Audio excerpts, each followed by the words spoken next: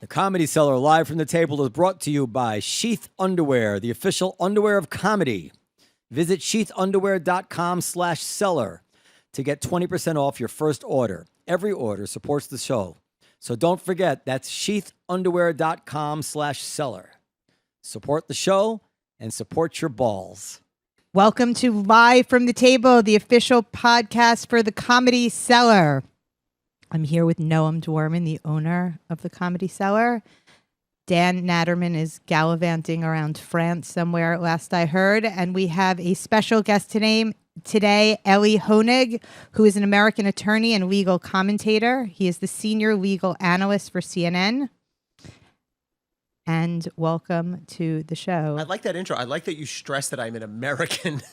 I took that from you. Right off of Wikipedia or something. I mean, when people ask me, why isn't your podcast, a household name? I say there's so many reasons. But our introduction. Ordinarily, the attorneys you have in here are French or Belgian or something. Well, I mean, you were just saying that we all sound like we have Israeli names, so you possibly could have been Israeli Good too, cover, right? good cover. Thank you.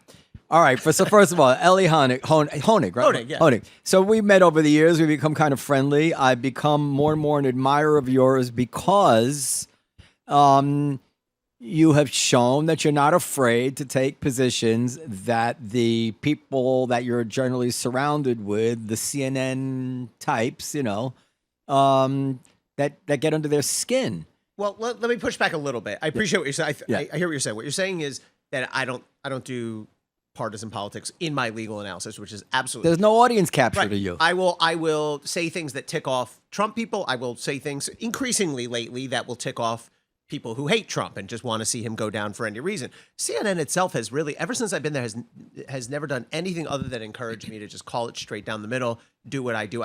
People sometimes say, do they ever lean on you? Do they ever say, well, put it a little more on this side? Or absolutely never. Yeah. And the anchors there support what I do. But I will say, I'll say candidly, it's not always easy because there absolutely is a liberal left bent in general among legal analysts, just the way it plays out. And so a lot of what you get leans against Trump and is sort of outcome driven. Whatever's worse for Trump is correct legally.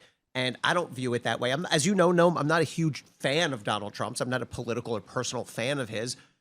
But what I see my job is in the media is to A, call it straight, but B, call out abuses of power. And when we first met, Trump was the president. And I was most frequently calling out Trump's abuses because he was the one in power. He was the one, in my view, misusing executive orders in certain instances, misusing DOJ. My whole first book, which you hosted the party here, was a criticism of Bill Barr and Donald Trump. But it had a good title. What was the name of the title? Hatchet Man. Hatchet Man. Yeah. And then, but when Trump left office, things shifted a bit. Not necessarily there's got to be a good guy and a bad guy, but there was an emerging B storyline, which is prosecutors and judges to an extent overreaching, bending rules, bending normal practice, doing things out of the ordinary in order to get Donald Trump. And so I've been very critical of some of the prosecutors and prosecutions, which I'm sure we can get into. So just to be clear, I happen to know firsthand that CNN does not lean on anybody to say anything. And I didn't mean to imply that. Yeah. I meant to imply that the people who watch CNN and the people, put it another way, conservatives watch Fox.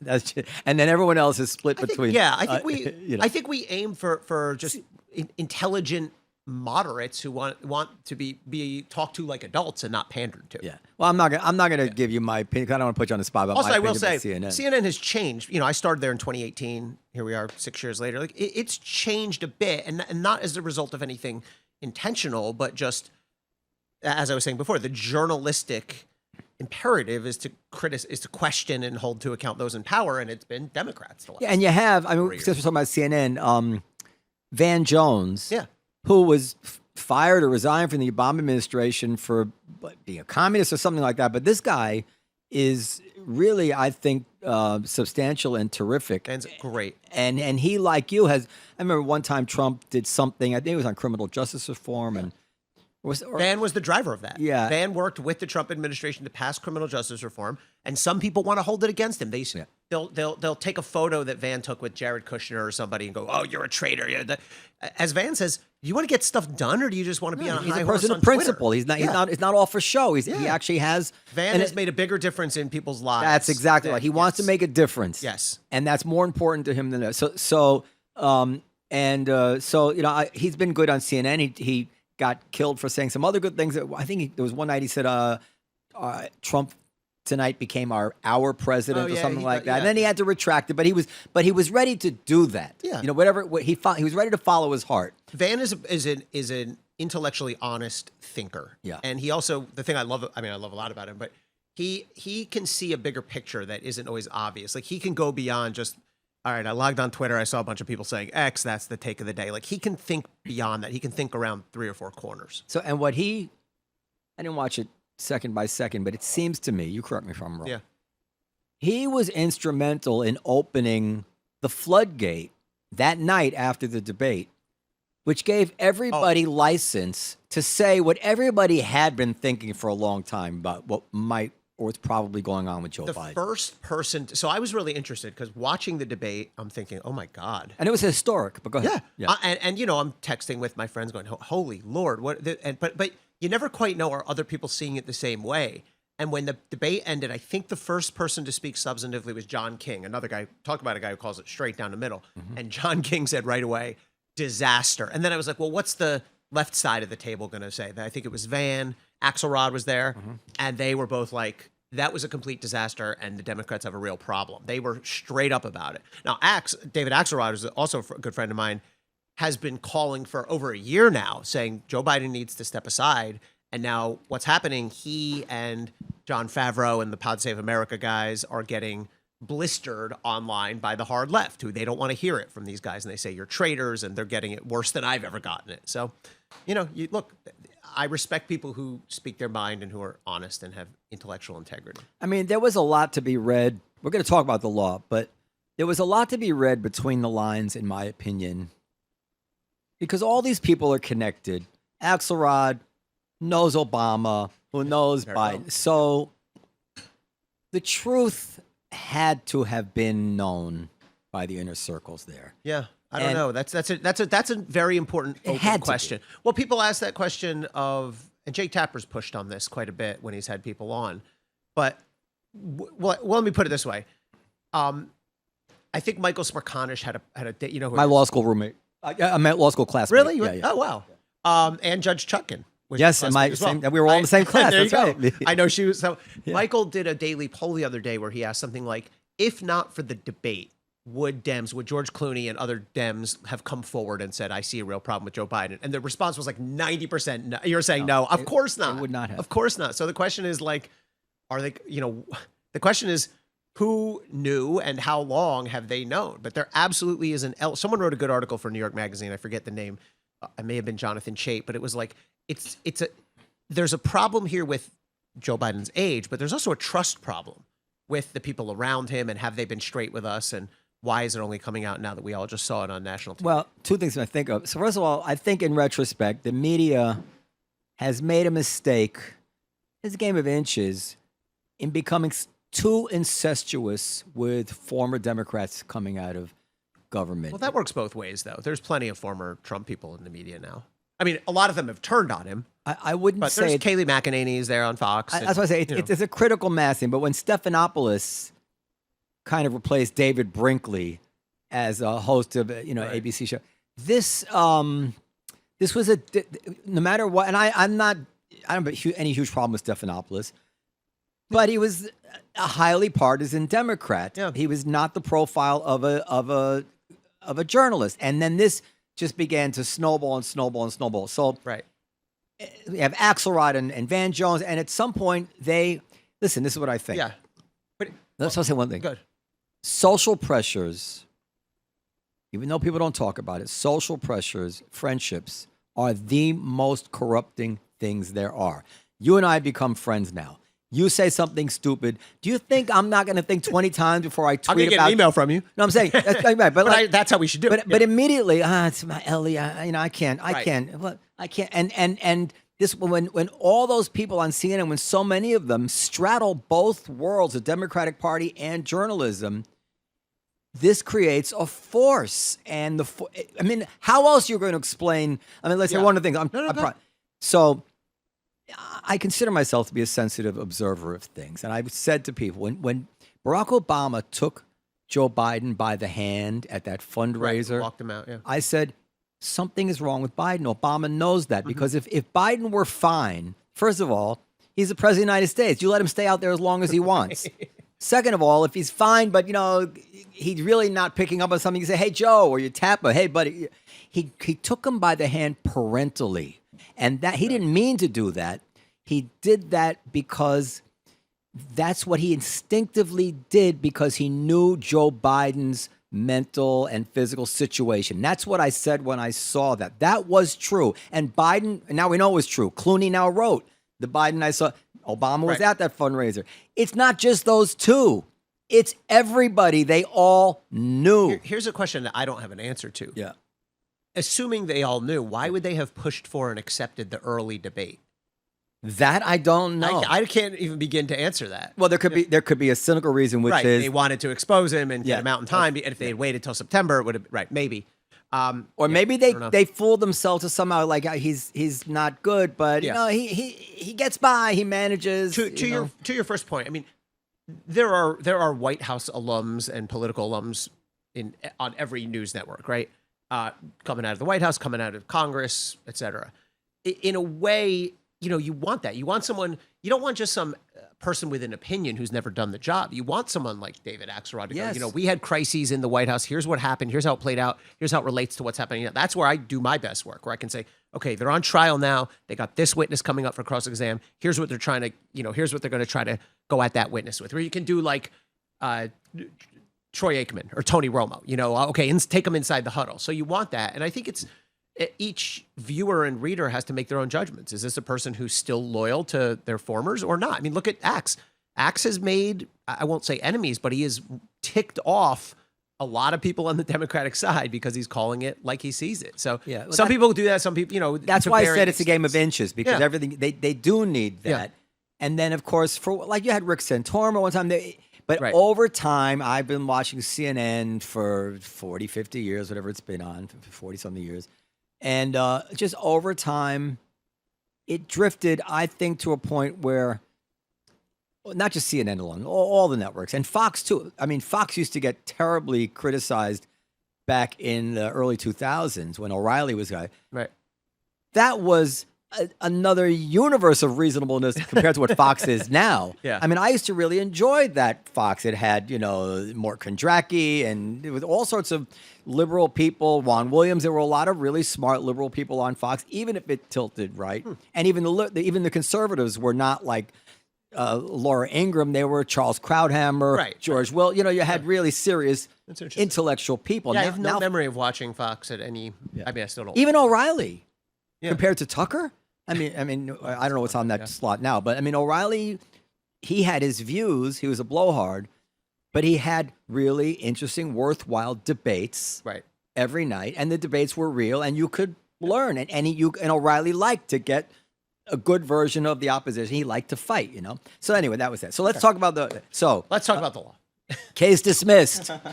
Yeah, that came kind of out of nowhere. Yeah.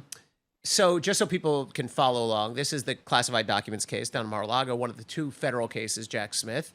And a couple days ago, Judge Eileen Cannon, Trump appointee, but I defended her. I mean, I defend her to an extent. I don't think everything she does is great or smart, but I also think there's a lot of hyperbole about her and a lot of just attributing horrible motives to her out of nowhere. But Judge Cannon granted a dismissal. She threw the case out because basically the argument, and this argument's been made with all the special counsel. It was made against Robert Mueller. It was made against David Weiss, the Hunter Biden special counsel, and it's never succeeded until now.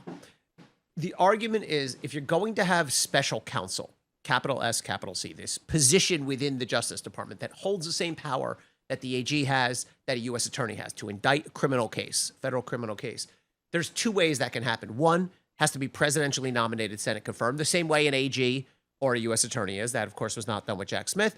Or two, Congress has to pass a specific law saying, we hereby create a position of special counsel. Which they had done. They did that. That's how we have an attorney general. No, we had a special counsel law. Well, so that's right. Yeah. So before this, and people have, I think, gotten this part of it wrong. I've heard some commentators, and I linked to an article where I criticize in my New York Magazine piece. People say, well, this goes against 50 years of precedent going back to Watergate. No, it doesn't. She actually, the history supports what Judge Cannon did here, because what she says is, back in the 70s with Watergate and the 90s with Clinton and Ken Starr and all that, we had a law. It was called independent counsel at the time, but Congress passed a law saying we're creating this job called independent counsel. That law expired in 1999 and was not renewed. So there is no such law now. So she says, if you have a law, great, you're good to go. So Watergate was fine, Clinton was fine. But now we have this regulation that DOJ passed, and there's no law that authorizes them to do that. Now, DOJ says, well, there's laws that say basically like the AG can do what he wants, the AG can delegate his authority, and that's good enough. And that's where the other judges have come out. So the next step, Jack Smith is appealing. He actually appealed, I think, officially just today. It'll go up to the 11th Circuit Court of Appeals. I think there's a pretty good chance Judge Cannon gets reversed. But the title of my article, I think, was Judge Cannon will probably get reversed, but she's not crazy to grant this argument. It's not as, you see people just peddling in outrage. Oh, it's terrifying. It's a horrible decision. I mean, maybe she'll get reversed, but first of all, anyone who tells you definitively it's right or wrong, they're just guessing. We don't know. There's been a couple district judges who've said it's no good, 3, I think, or 4. And she says, there's been 3 or 4 who've said it's fine to have special counsel. She says, no, it's not. So it's going to work its way through the appellate courts. And the Supreme Court, they can take it if they want it when it gets up there. I mean, it's got to go through the courts. Seems of like the appeals kind of thing first. they have to Yeah, take. I mean, I'm not so sure they're going to agree with Judge Cannon. I mean, part of the reason I think Judge Cannon did this now is Justice Thomas in the immunity decision, which I'm sure we'll talk about 2 weeks ago. Clarence Thomas issued this concurrence, which is, I agree with the immunity part. Also, I want to add this other thing. He also was he just went out on his own. He's like, also another issue not here for us now, but I think special counsel's unconstitutional to begin with. And he lays it out. And Judge Cannon cites some of that. He was obviously giving her here's a roadmap if you want to strike this down. So she's probably got the 1 vote out of 9. I don't know that she'll get all the conservatives, though. I could see her losing this one 6-3, 7-2, but I don't know. I mean, a 5-4 decision upholding it wouldn't shock me either. Yeah, because there's seems to be a general vibe on that court now.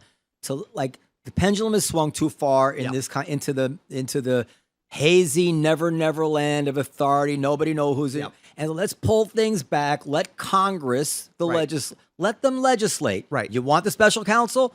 We're not asking. Just vote for special counsel. And by the way, when you voted for the special counsel, it was called independent counsel. Independent counsel before.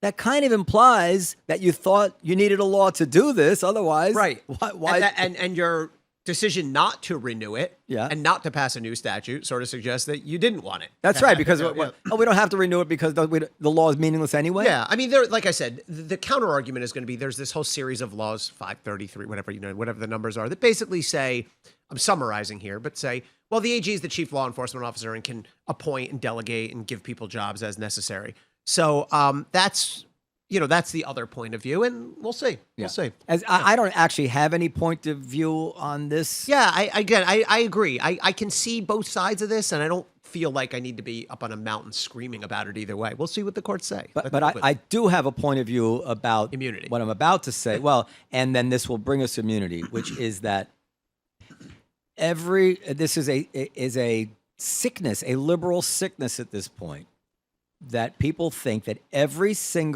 and any case that goes President Trump's way is a partisan, corrupt decision. I totally agree with you. And as I said to our friend Ankush 2 days ago, never mind that Justice Roberts betrayed the Republicans on Obamacare, betrayed the Republicans on Trump's tax returns, on any number of other things. He fits the profile of a never Trumper, actually. There's no reason in the world to think Justice Roberts is trying to prop up President Trump. Go ahead, yeah. Everyone's focused, of course, on the immunity decision, but just in this Supreme Court term that just ended, we saw conservatives joining with liberals to give liberal outcomes, left-leaning outcomes on 2 abortion cases. That's right. On a gun case, on a case challenging the Biden administration's interactions with social media companies. Some call it a censorship case. I don't think that's quite right. But I mean, there were a whole series of decisions where some or all conservatives came over and joined with liberals, and the result was a liberal, a liberally favored result. I don't buy that. I agree with you on this. And I think but those weren't, not all of those were MAGA cases. No. But some of them, but the tax return was a MAGA case if there ever was one. Right. Exactly. People need to get thicker skin when it comes to these judges. Like, some people think that, they can't handle it if they don't get every single thing their way. And if you look at the judges, I make this point in the article I just wrote. I said, people say, oh, Judge Cannon needs to be disqualified, thrown off this case because she got reversed by the 11th Circuit. I said, oh, if that's the standard, say goodbye to Judge Chutkan, your classmate, because she just got reversed by the U.S. Supreme Court, which, by the way, went out of its way to excoriate her and the Court of Appeals. They said, I'm paraphrasing, but the Supreme Court said, given how much this case has been expedited with no fact finding, and that's a criticism I had been making, that obviously Jack Smith, obviously Judge Chutkan were bending rules, practices, norms to rush the hell out of this case. There was a very prevalent fantasy out there pushed by, I won't name names, but there's a lot of them, that what's going to happen is Judge Chutkan's going to set this case for trial. It's going to start in July and August, and it's going to go through September and October. We're going to have this big dramatic January 6th trial, and the jury's got Just Security, this website, did the most ridiculous article I've ever seen by people who've obviously never stepped foot in a courtroom, where they said, not only did they predict when the trial was going to happen, they predicted the date of a verdict. They said October 31st or October 25th, we will have a verdict. That is the most hubristic, ridiculous thing you would never do if you ever actually tried a case.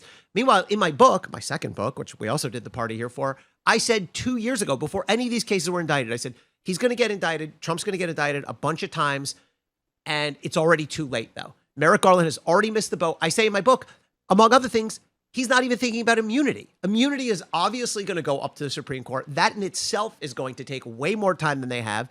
It's always been this fantasy out there. So people, and if you look at the judges, by the way, who've had the Trump cases, they've ruled overwhelmingly against him. Judge Merchan in the hush money case, Judge Chutkan, Judge Lewis Kaplan on the E. Jean Carroll case, who I appeared in front of a bunch of times, Judge Engoron on the civil fraud case. I'm not saying they're wrong. I mean, I think they're mostly were right. But, people rooting against Trump got so used to getting 98% of the calls that when they lose a few in front of Judge Cannon, who, by the way, has denied a whole bunch of Trump's motions, too, it is impeachment, removal. It is like they can't take it. It's like, listen, man, like if you spend any time actually litigating, grow up. Like, you're not going to win every one. You're going to have judges who frustrate you. You're going to have judges who don't give you everything you want. You know how many times I had my cases gutted by judges in ways I thought was unfair. You don't have a tantrum. You deal with it. You move on. Yeah. And I'll say this. I agree with everything you said. When we went to law school, any 5-4, 6-3 decision, even 7-2 decision, unless it was like, Dred Scott or right. Some they were always arguments on both sides that required you to think about them and chew on them. There was never a case where that's ridiculous, right? Or only a corrupt person could have ruled that way. Number one. Number two, there's a whole spate of Watergate cases with Nixon appointed justices on those courts, and they came out unanimously against Nixon. And Trump has lost a lot of cases in by his own judges that he appointed, that he nominated. I mean, they ruled against him on the subpoenas, they ruled against him on the tax case, they ruled against him on all the election stuff. So I don't think these justices give a crap, frankly, about Donald Trump. Maybe Clarence Thomas, but I don't think these justices love Trump or worship him. I think that they're conservatives as advertised, and they're not going to be on board with certain things. So that's the key. And then I want you to tell us about the immunity case. Yeah. It's if you see one of them make a decision which is inconsistent with their normal conservative, they say, hey, what's going on here? Right. You're a all of a sudden.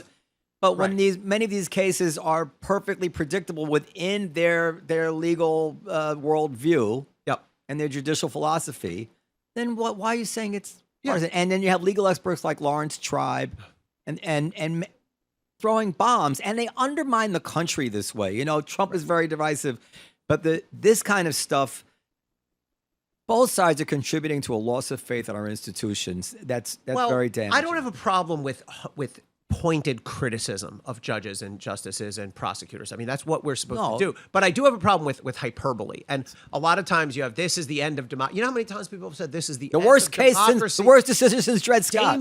Dangerous. Like that I don't subscribe to. I think that most of what we do is within our process. We're protected by guardrails. You're not going to like every decision. You're going to hate some decisions. You're going to think some decisions are really unwise. But I don't go in for this hysteria of danger and threat and all that. All right. It's time to take a moment to thank Sheath Underwear, the official underwear of comedy, for sponsoring the show today. Sheath makes boxers, briefs, and trunks for men and makes bralettes, bikinis, and boy shorts for women. Sheath sent us over their underwear. This is true. They sent me some underwear. I had never known that underwear could be like this. I'm embarrassed to say it in front of Nick, but it has like a pouch to hold your junk and take the weight off. And it's actually I would say it's a what's the expression for like when a new design just changes everything? Yep. It's like a seminal. So they sent us over some underwear. It's with a 2-pouch design, 1 pouch to keep the bead bag in place and 1 to keep the flagpole in the ground. And I can't endorse it. I mean, I cannot endorse it enough. I want more pair of Sheath underwear. I desperately hope that we can please them with our endorsements so that we'll keep the underwear coming. Go to sheathunderwear.com/seller or use the code seller at checkout to get 20% off your first order. Each order includes Sheath's 100% money back guarantee. Again, for 20% off your first order, sheathunderwear.com/seller or promo code seller at checkout. Prosecutors have absolute immunity from prosecution. Prosecutors have absolute immunity from prosecution. What do you mean? Absolute immunity for prosecutors have prosecutorial immunity. Civil immunity. And criminal. I don't know about that, but okay.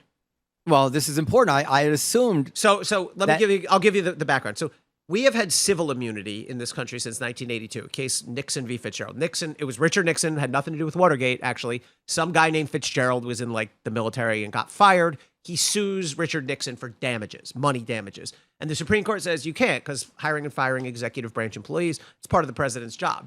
Since 1982, all federal executive branch employees, including me when I was a little peon at DOJ, you can't be sued. So in other words, if somebody who I prosecuted and got locked up sued me for personal damages for wrongful prosecution or sued me for subpoenaing them or sued me for something I said in court, I'm covered. I can't be sued. I'm immune. But as it was explained to me, if you go out tomorrow night and you get in a fight at a bar, nothing to do with your job, you're not immune. We've had civil immunity, and the test has always been, are you in your job or out of your job? What we didn't know until 2 weeks ago is there such thing as criminal immunity at all? And what the Supreme Court said was, yes, in ways that we'll discuss to an extent, for presidents. I actually thought that their opinion was going to apply to all federal officials, but it only applies to the president. Wait, this is very important. I want to ask you, so that because we know cases of prosecutors who falsify evidence, fail to disclose exculpatory material, essentially railroad innocent people to prosecutors have prison. been prosecuted for that. They've been prosecuted for that. It's rare, but yes, it happens. So they don't have criminal immunity for that. No. Okay, so I misunderstood They have that. civil immunity. Okay, so all right, fair enough. So then tell us about the immunity case with Donald Trump. So I'll tell you what was surprising and what was not surprising. What was not surprising is that the Supreme Court said there is some form of criminal immunity for presidents. I mean, I predicted it 1,000 times in writing, on air, in my books. That was not hard to see coming unless you were just so blinded by Trump hatred that you thought of course there was going to be some immunity. Why wouldn't there be? There is immunity. We've had immunity for 40 years on the civil side. Of course there was going to be. And I think most level-headed people anticipated there will be some form of immunity. What was surprising is they went farther than I expected. They drew the immunity lines more broadly than I expected, a couple ways. One, the Supreme Court basically says, if we're going to base this on who the president is talking to more than what they are talking about. So they say when the president's talking to DOJ and the attorney general, automatically immune, basically. If he's talking to the VP, presumptively immune, almost definitely. If he's making public statements to inform the public, almost certainly immune. And so I thought that was a little broader and construed a little differently. Here's a really important point. The Supreme Court said if something's immune, you can't charge the president for it, but you also cannot even use it as evidence. So what they now have to do with Jack Smith's case is pull out the whole thing where Trump tried to manipulate DOJ, pull out the whole thing with Mike Pence, pressuring Mike Pence, pull out the whole thing with the speech. I actually think that's too far. Amy Coney Barrett actually said that too. She said, I agree with immunity, but I think they should still be allowed to use it. Yeah, you have to tell the story as a prosecutor. So I think makes Jack Smith's case almost impossible to the point where I think he's going to have to consider a dismissal. The third thing they did, which was not, I guess, shocking. But not a dismissal on the elector's part. Well, so that's right. So the parts that will probably still be standing will be the pressure campaign on state officials, the fake electors. But the question is, like, is that enough to sustain he probably has to redo his indictment because the conspiracy is so broad and he can't even tell those parts of the story. Again, I think that's crazy. Can he still sustain a conspiracy based on that? B, the evidence tying Donald Trump specifically to those things is a little attenuated. Like the evidence of him pressuring Mike Pence is direct. He sat down face to face with Mike Pence and pressured him. He pressured him on Twitter. The evidence of him dealing with DOJ is pretty clear. The evidence of his tie into the fake electors scheme, it goes through Rudy. Although the evidence of him pressuring state officials is clear. He called Brad Raffensperger, so that part's pretty good. So By the way, I listened to that whole phone call today. Yeah, and I came away thinking they have nothing on Trump. Well, I got to tell you, so everyone knows this phone call because everyone knows the I had one never line. listened to it till the one today. line of it is, "I just need you to find 11,780 votes." You know, Noam, nobody knows this. How long is that call? An hour. It's 62 minutes. Yeah. And there's several other points and I'm just telling you what his defense lawyers will say. There are several other points in that call where he says to Raffensperger, all I'm asking you to do is to count the votes as they were cast. So as Trump often does, he says it both. He says something like, I want you to go be strong and protest, but be peaceful and patriotic. But I'm paraphrasing, but go kick ass and take names, but like he's doing a typical Trump thing, but he's all over the map. And to take that one, 10-word sentence out of context, out of a 62-minute call, and the way people have said, smoking gun, it's over. I mean, I'll give you Doug Jones, who is a Democratic senator from Alabama, who is a very high-ranking official at DOJ, who is a liberal icon and a brilliant. He's the one of Roy Moore. Yeah. Brilliant guy. He said on CNN, he held up a transcript of that call and he said almost what you just said, Noam. He goes, everyone was sort of laughing. He says, just find me. It's a no-brainer. He said, let me tell you something. Any defense lawyer is going to tear this phone call here apart. It's not the smoking gun you think it is. The call proceeds this way. Just Trump at the beginning of the call says, "Listen, we have it's a crazy call. To be clear, we have this evidence of fake ballots. We have this evidence of people who were turned away. We have this evidence of forgeries. He lists like 4 or 5 different things that would be hundreds of thousands of ballots. Right. Now, true, which they are not. Now, none of them are clearly. Now we know none of them are true. Right. It's not clear that in that fog right then that they knowingly knew that none of them were true. Right. But but in that context, later on he says, "Listen, we have all these things. You only need to find 11,000 out of the hundreds of thousands I'm telling you are out there. That's what I just need you to find 11,000." That's what actually that's the what call his defense is. But that's actually what happened. Yeah, I mean that's how you read it. That's fair. I mean, what's the other reading? His other reading is he was saying, I just need you to I don't care how you get there. Wink, wink. I just need you to add 11,000 onto my side. Now that can still be, there is, as you said, there's like a little psychological pressure. You're strong. He says they're laughing at you. Oh yeah, they're laughing at you. Trump's over the top. I mean, and when the guy, I forget who it is, but Raffensperger's lawyer or whoever's like, "Sir, there's no evidence." He's like, "You're committing fraud right now. You're committing obstruction." Right? It's crazy. I mean, but if you imagine incarcerating somebody because you say beyond a reasonable doubt, right, this call was a crime. Well, I don't know what. Well, so let's talk about what happens now with this case. It gets sent back to Judge Chutkan. Yeah. She now has to do the fact finding that she should have done right off the bat. I think she's going to try to hold a hearing. Now it's not going to be on TV, but she's going to, allow prosecutors. I think this will be sort of a thin consolation for not being able to try their case, and they'll probably put on Mark Meadows and Mike Pence, and it'll be dramatic. And it'll be like the January 6th hearings that we saw, only it won't be on camera, but we'll be covering it. And I think then she will say, given the Supreme Court's ruling, I find A, B, and C are out of bounds, D, E, and F are inbounds. and Jack Smith will probably have to adjust his indictment. Now, obviously, if Trump wins the election, nothing's getting tried, nothing's happening. He's not going to prison. If Trump loses, then I guess you put this, then I guess you try this case in a vastly reduced, streamlined fashion. But again, it's really hard to tell the story even of the fake electors or the pressure on Raffensperger if you're not allowed to mention what he did with DOJ. You're not allowed to mention his public statements. You're not allowed to mention what he did with Pence. And the other thing that's important, the Supreme Court specifically went out of their way. As soon as the opinion came down, I was on set with CNN and I was like, immediately word search, interlocutory, because I wanted to see. And the answer is yes, they did. The Supreme Court said, whatever Judge Chutkan rules, the district court judge rules here, what's in, what's out, you, Donald Trump, get to appeal that before your trial. So what she can't do is say, A, B, and C are in, D, E, and F are out, trial starts next week. She's going to say A, B, C, and in, D, E, and F are out, and Trump's going to say, I disagree, I think it should all be out. Then it goes back up to the Court of Appeals, then maybe back up to the U.S. Supreme Court. So if Trump loses the election, this trial is not even going to happen in 2025. I mean, it's going to happen in God knows when. All right, let me read you. How should I approach this? So I tend to think that I like Justice Roberts' opinion here. Okay. Because I think that he's aware that the norms that have held us in place for a very long time are gone. So for instance, there's the famous Clinton pardon of Mark Rich. Right. This was as prima facie a corrupt pardon as it was investigated criminally by the SDNY. It was by the SDNY. Yeah, they didn't find enough, but they opened an investigation on it. And and there was no. I didn't know they were investigated criminally. Oh no, that's public. Yeah, I'm not breaking news here. Yeah. So, but there wasn't much national demand for President Clinton to be tried. There weren't Republicans making speeches, and the. President Bush. Trump had some doozies too. President Bush, I'm just taking an example. And I'm not trying to make a pardon example. And President Bush's Justice Department didn't start looking into President Clinton's pardons. Right. But those days are over, right? I mean, and this decision might protect Biden as much as it's protecting Trump. So let me just read from the key part. The key part, I think you'll agree, of Roberts' decision, where he's talking about Sotomayor's dissent, how she says a SEAL team can now, and you can assassinate your enemies, and you can do anything. Basically, the president can do anything he wants. Yeah.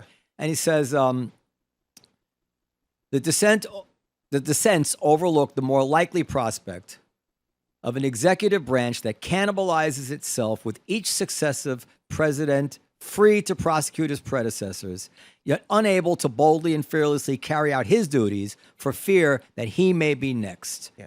So what he's saying is that this is all going to descend into every administration trying to get the one that came previously, and that because you're afraid the next one's going to try to get you, you're afraid to be candid with this one. You're afraid to have this guy hauled into court. And then just have one more thing to add to it.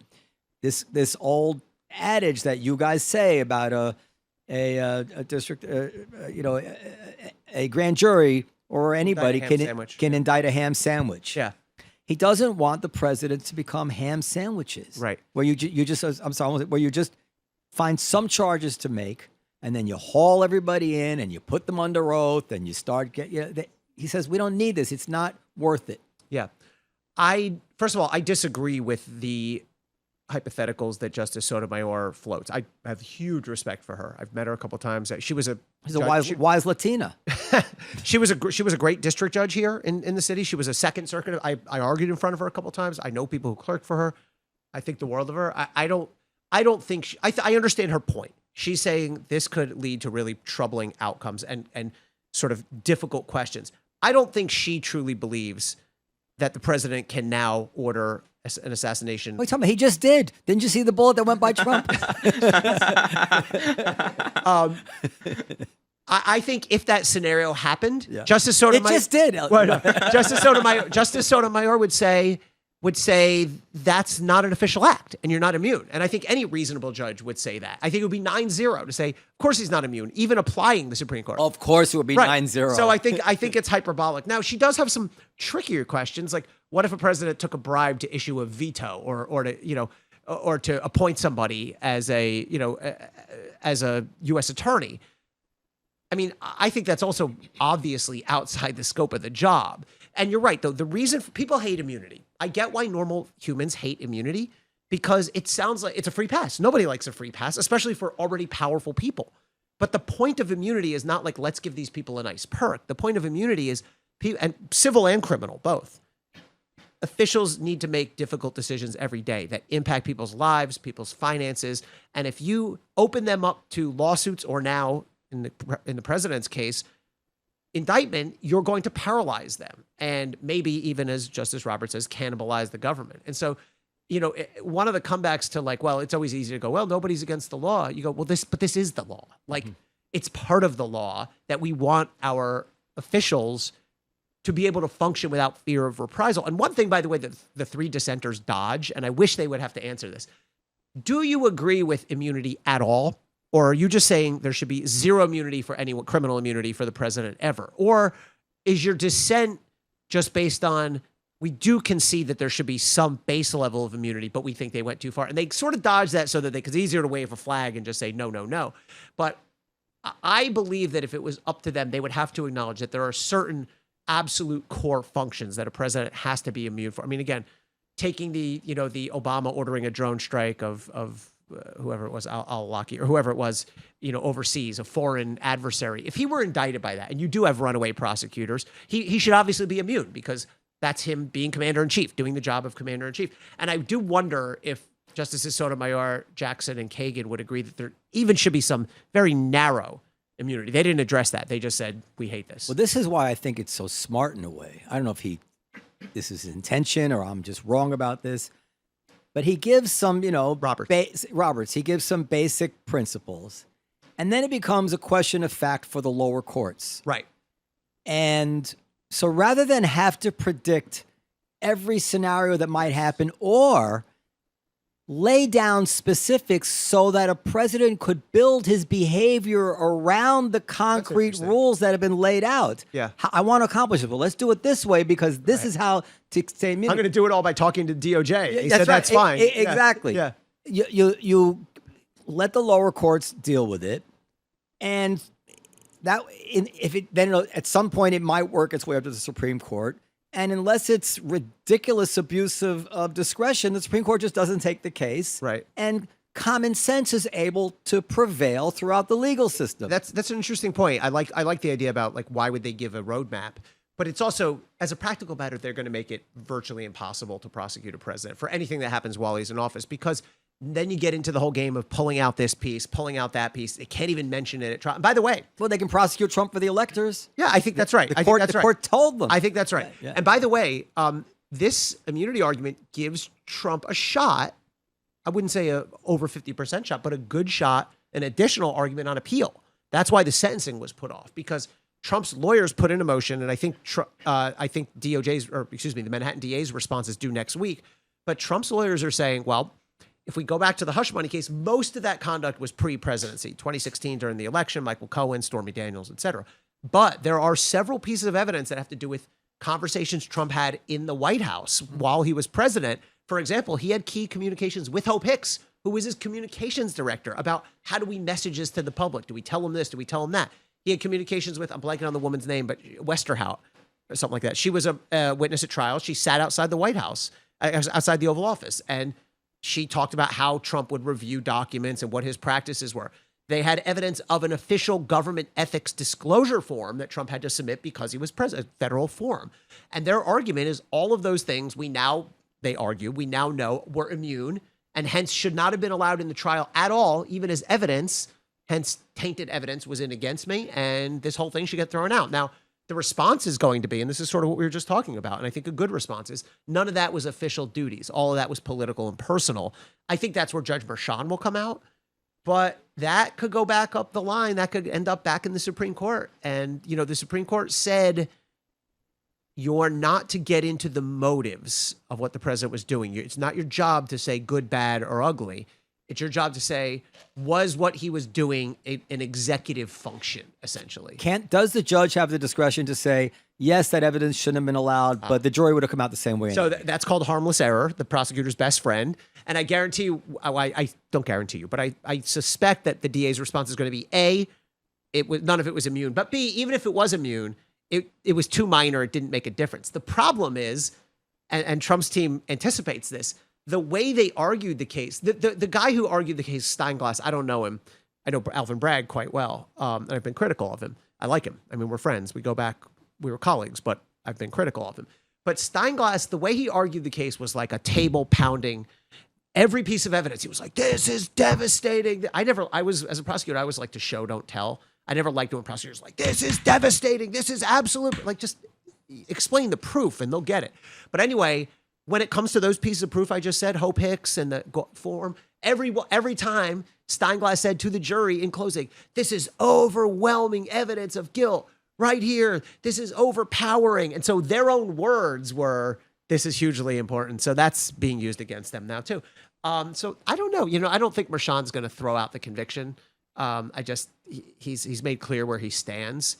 But it gives Trump. I wrote a piece that got me a lot of heat where I said after the verdict, I said you got to respect the verdict. Jury did Jury did their job, given the case they were given the proof they saw.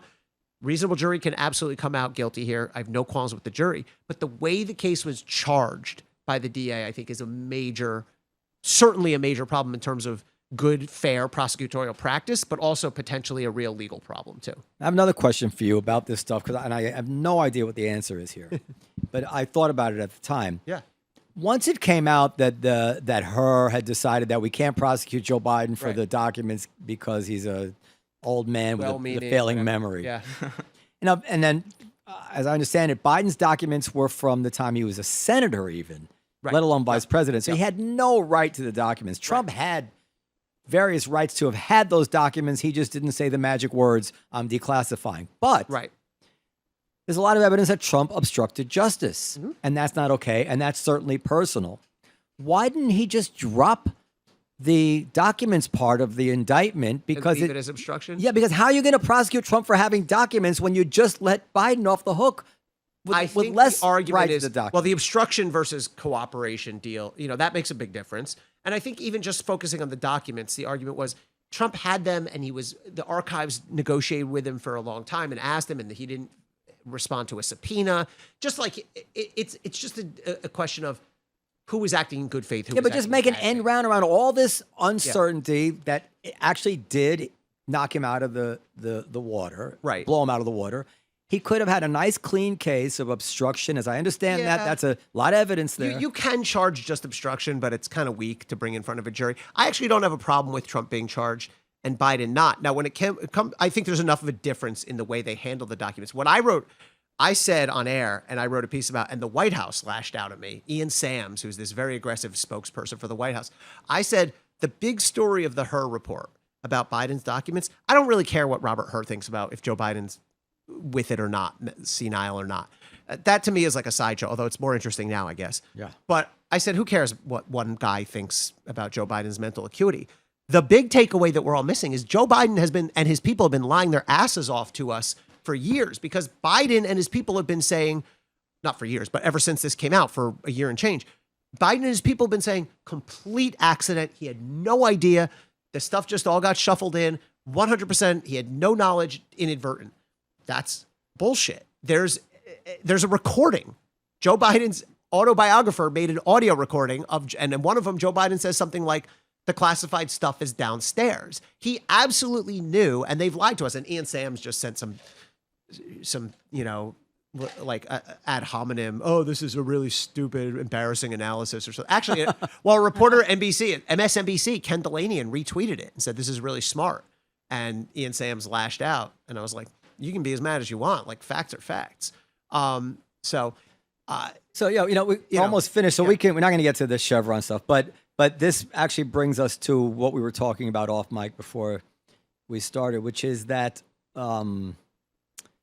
there's some sort of, I'll use the phrase again, critical mass, I think, that's being reached, that there's so much lying that's gone on Team Biden, from the lies about Hunter not being involved in his business, to looking in the camera and saying the laptop is a Russian plant, to the things you just alluded to the cover-up about his age, about his compass mentisness. Can I give you one real quick, just that's on my mind? we have now seen, I'm working on a piece now about the Biden tape. Everyone wants to hear the her tape, right? And do you remember after the whole her report came out and Biden was rip shit? They asked me about Beau Biden's death. He said, how the hell dare they? It turns out Joe Biden was the one who brought it up. Robert Hur never even mentioned it. I mean, that is an outrageous act of dishonesty by the president. So you put and then the media being in, and then the flip side is all the things about Trump and Russia and all not turning out to be true, and somehow they've lost the moral high ground to Donald Trump. I think everybody thinks Trump is still worse as a liar. Yeah, I mean, Trump lies way more, but there's no question. Yeah. But I don't know if it's just a matter of amounts of lies. When you're lying about the fact that the president is not mentally fit, right? And then, by the way, there's Kamala Harris lying and trying to keep innocent people in prison. That we've heard these stories. When she was a DA, you mean? While she was a DA. And this is Lara Bazelon wrote an article in the Times about it. Nick Kristof wrote an article about it. That's my own pet thing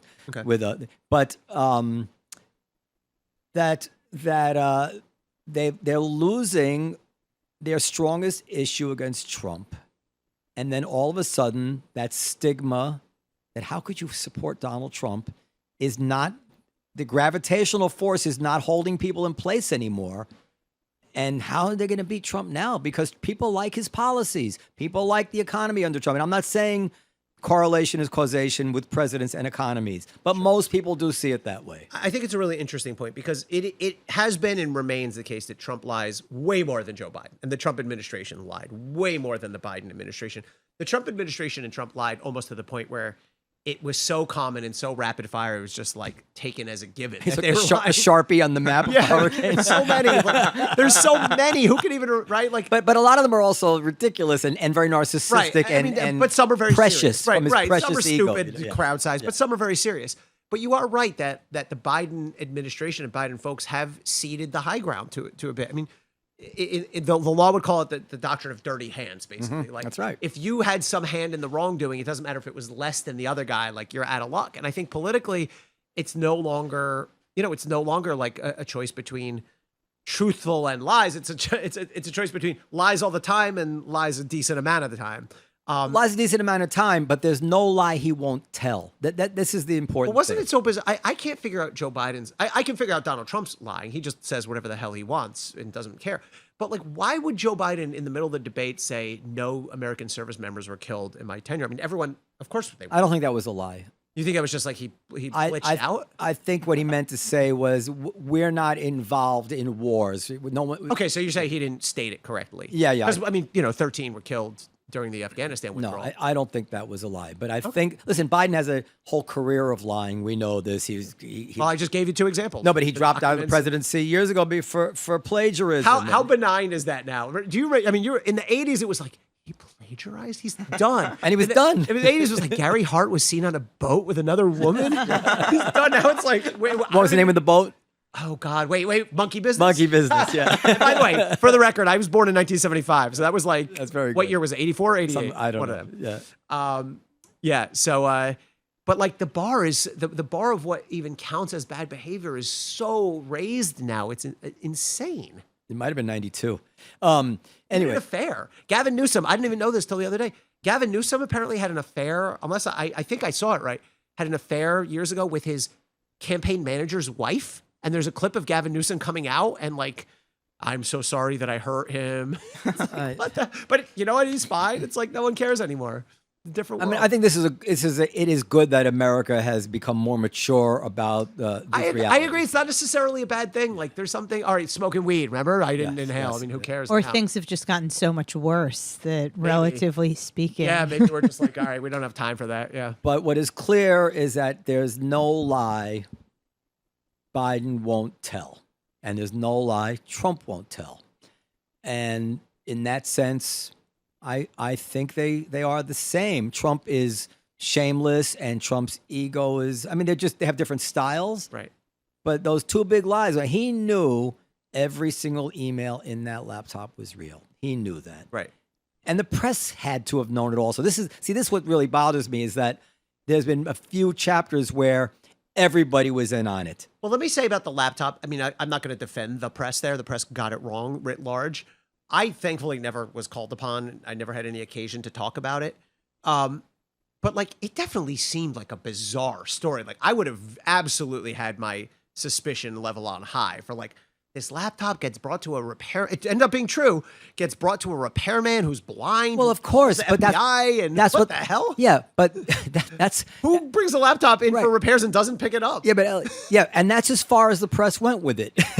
they said their job actually is to start picking up the phone. I think the media has acknowledged that was a screw up. But there were two things about that. First of all, the FBI had the laptop in 2018. Yeah. So and John Turley who was writing for Fox, had the evidence number. So they knew the laptop had been with the FBI for a year. Yeah. But more importantly, nobody could fake somebody's emails if the recipients of the emails are walking around and talking. All you have to do is listen. There's an email here to you. What was his name? Rob Walker. Remember, yeah. Is it real or is it fake? Right. Not one person who was supposedly in a faked email. Not one person came out and said, that's not my email. Right. So we knew it was true. It's, you know. I mean, anybody would have it's true. The story is weird, but they could have found out. They didn't want to know if it's true. Maybe. But leaving the press out of it, Biden looked in the camera and said, it's a plant. He knew it was real. But then for a regular citizen, they say to themselves, he lies about anything also, but also the press covers for him. And then the press, the stuff that half the things they told us about Trump lying about turned out not even to be lying. Anyway, so, all right, we could go on and on. You want to call the election? No. No, I have no idea what's going to happen. You know, the one thing I will say that strikes me, and this is not an original point, I've heard other people say this, is like these massive events can happen. Okay, a criminal conviction, like, you know, whatever one may think of it, a criminal conviction 6 months before the election, a historically disastrous debate performance, now an attempted assassination, and each of them doesn't move the polls or moves the polls like 1% or 2%. Like, I mean, everyone is so locked in that like, no matter what happens, they're both going to have 40 and 40%, I think, like almost literally no matter what happens. And so there's just such little play. There's such little middle ground here. I mean, look, it seems Trump is well ahead at this point, but things happen so fast. I mean, who would have thought a week ago what's happened in the last week would happen? So who the hell knows? I think if the Democrats were to nominate a fresh, young, moderate candidate, they would still win this. Well, it's going to be Harris if it's not Biden. I think when this all started, there was talk of Newsom and Whitmer and whoever. I think one thing that has become clear is if they replace Biden, it is going to be Kamala Harris at the top of the ticket. Maybe she may well. I mean, some of the polling shows she has a better chance than Biden. Not in swing states, not some of the I guess it depends popular vote polls. Yeah. I don't think she has a I'm not making. chance. What's your prediction? My prediction would have to be that he would win. He who? Trump. But I also would say that there's a good chance that they will replace Biden with a fresh moderate, as I'm saying, because it's the only way they can win. Yeah, well, the more and more voices are coming out, and I think next week we're going to, there was sort of a little lull with the attempted assassination, the RNC, but I think next week they're really coming up on do or die time here, the Democrats. Like, their convention's in the middle of August. They're thinking of doing this roll call thing earlier so they can make sure they get them on the ballot, which is also very controversial, but like they're out of time, next week, basically. Okay. You have to look into this because I looked into it a little bit, but Yeah. I'm sure I got it wrong. The rules, as I understand them, say that once they nominate him, right, then the party can choose a replacement for him in any way that they want. Oh, okay. So that they could actually, if they just have the steel to face down. One thing they should learn from Trump. Right. People don't really care. He said, you said grab him by the pussy. You should resign, Mr. President. The Rand's people said, you're out of right. He says, it'll be fine. Yeah. They're scared of like Nicole Hannah-Jones saying, if you pass over Harris, black women, blah, blah, blah. I don't believe that's true at all. I think black women are savvy enough to understand Harris can't win. That's why they had to go with someone else. And they hate Trump. If they have the nerve to do what the Godfather would do, and do whatever it takes to put on the candidate who has the best chance of winning, then I believe they will win. And I think that's what they probably will do, because in the end, if that's the only thing you can do to win, you have to do it. My right? instinct is similar, that Trump is ahead by any metric right now, but whether they replace Biden or not, I have a sense things always tighten and things always end up a little closer than we expect. So I don't think it's over by any means, but he has to debate again. I don't think they will. I don't think Trump will. I think, because why would you, when you had such a because if the next debate is a draw, then Trump will undo a lot of what the benefit that he got out of the first debate. So I have breaking news. What? Biden just tested positive for COVID. Jeez. Is this real? Do you really think I would interrupt the two of you to say that if it weren't true? Wow. Is he going to claim he had COVID during the debate and that's why he wasn't feeling well? Oh, it's COVID. Well, it's a little too late for that. He hasn't had it for 4 weeks. I don't think COVID is a big deal. Yeah, I don't think COVID really. I've had it. I don't know. We're still talking at least about twice COVID. that I know of. Yeah. You interrupted us for that? I thought you were going to say he dropped. He resigned? I mean, dropped out of the race, to be clear. Right. Yeah. Or dropped. I do have a question Okay, for we got to you go. guys. Go ahead, quick. Yeah. That's quick. I mean, wasn't Reagan's Alzheimer's covered up? Like, yeah. so- I mean, I only know what's in what I've read, but it sounds like for the last year or so they shielded him. But you can't do that now. Like the media's all over you. It's every day. I invite everybody to go to YouTube and look up Reagan's last press conference. Okay. Now, I can't say whether he had any cognitive decline at that point. He is so sharp. Like, he's Really? so good. Yeah. He's Interesting. so good. There's no indication of Alzheimer's. Okay. That's Now, I interesting. mean, he might have already been to forget names or whatever it is, But they knew, right? Like, No, they didn't. No, Okay. they didn't know. I mean, he was I don't getting older, but I don't think we even know he had Alzheimer's then. It's not like it established. It's sort of fact. accepted wisdom now that he was, but I don't know. I guess we'll see. Everything about Reagan was accepted wisdom. I mean, just as an aside, because I'm older, we were always told Reagan is an idiot. He can't string words together. And then after he was president, his diaries came out. His handwritten speeches came out. Stories from people who worked in his cabinet came out about how wise he was.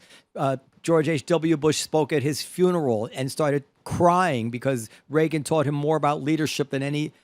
And it Okay. turned out it was all false. I have a quick question for you. Yeah. So Reagan was the first president I remember, right? I was, again, like I said before, born in 75. So who's it's your birthday.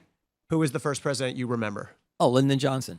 Really? Yeah. Holy crap. Yeah. So 60s, late 60s. Well, from after I was born 62, Kennedy was assassinated in 63, right? So Oh, Kennedy was president when you were born. Kennedy was Does that president, make you that's feel old? not until you said it. You know who was president when I was born? This is a good little trivia question. Carter. What No, year were- Ford. What year? 75. 75. The very Ford, narrow yeah. Ford years. I already How about spaced you? Same. Ford? Yeah. All right, there you go. Ford babies. Yeah. All right, guys. All right. I don't want Elie to talk Honig, anymore. always a pleasure. We should do this more often. Yeah, I always anytime. assumed since you're on CNN, you're not supposed to talk too much I or could talk. get yourself in trouble. Especially if we give you birthday cake. Yeah, the cake was awesome. All right. Give a plug. It's a pleasure. Thanks, guys. Thank you one final time to Sheath Underwear for sponsoring Live from the Table. Don't forget to visit sheathunderwear.com/seller today to get 20% off your first order. Support the show and your balls with Sheath Underwear. Very, very good. Thank you. Okay, we done? No, yeah. And then we're going to do the